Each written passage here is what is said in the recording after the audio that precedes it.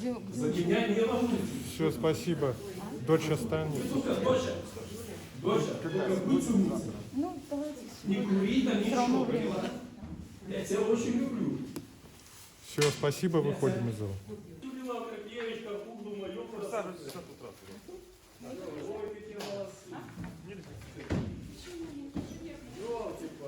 Что сказать? Вы, главное, не переживайте. Вы, смотрите, за меня не переживайте, поверьте. Все закончится это весной. Это вы можете быть уверены. Не переживайте. Поверьте, я в тюрьме как дома. Вы даже не представляете.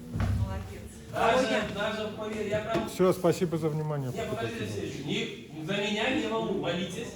Молитесь. Попроси свидания, чтобы сын увидел меня. Я же тебя просил, чтобы Женька видел, что папа живой. Не бойтесь, я в тюрьме себя как в рыба в воде.